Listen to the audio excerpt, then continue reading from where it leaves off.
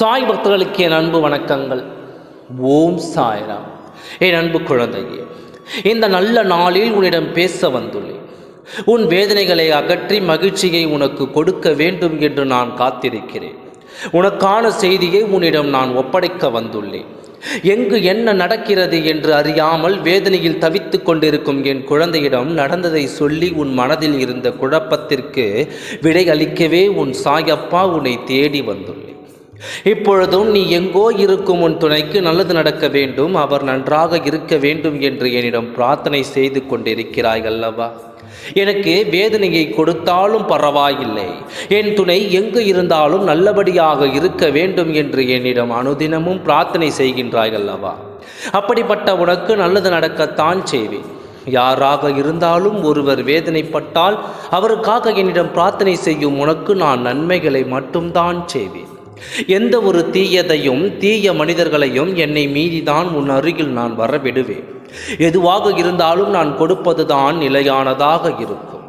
இதை மட்டும் உன் மனதில் தெளிவாக வைத்துக்கொண்டு தைரியமாக இரு.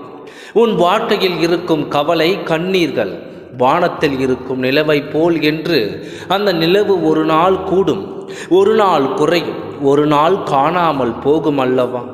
அதே போலத்தான் உன் கவலையும் கஷ்டமும் நீ வாழ்ந்து கொண்டிருக்கும் இப்பொழுதையே சூழ்நிலையை நினைத்து உன் மனதை நீ வருத்தி கொள்ளாதே. உன் எதிர்காலம் நல்லதொரு எதிர்காலமாக இருக்கும் என்று உன் சாயப்பா நான் சொன்னேன் அல்லவா? பிறகு உன் மனதை குழப்பத்தில் விட்டு விடாதே. நீ நிம்மதியாக இரு. நம்பிக்கை மட்டுமே உனக்கு உயிர் மூச்சாக இருக்க வேண்டும். எந்த சூழ்நிலையிலும் உன் தன்மானத்தை மட்டும் யாருக்காகவும் எந்த இடத்திலும் விட்டு விடாதே. அது உன் துணையாக இருந்தாலும் தன்மானமாக இருந்தாலும் அது மிகவும் முக்கியம்.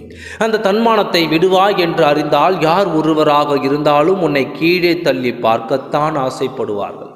அதனால் எந்த ஒரு சூழ்நிலையிலும் தன்மானத்தை விட்டு கொடுக்காமல் வாழ கற்றுக்கொள். என் அன்பு குழந்தையே, எந்த செயலை செய்தாலும் அவர்களைப் போல் செய்வேன், இவர்களைப் போல் செய்வேன் என்று சொல்லாமல் உன் செயலை உன்னை போல் நீ செய்து பழகு. உன் அறிவால் உன் எண்ணத்தால் நீ செய்தால் மட்டும் உன் அடையாளம் இதில் இருக்கும்.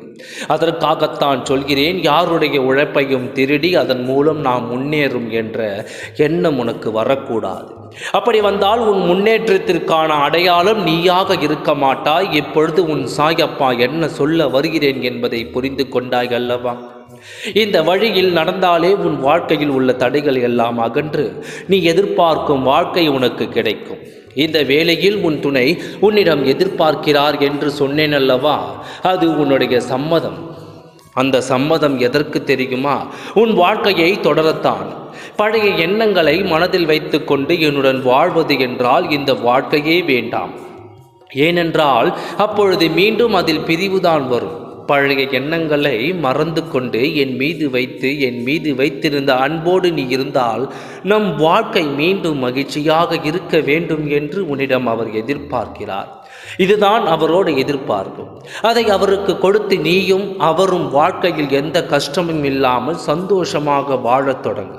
இதுதான் உன் சாயப்பா உனக்காக சொல்லிக் கொள்வது. ஓம் சாய்ராம். நன்றி, வணக்கம்.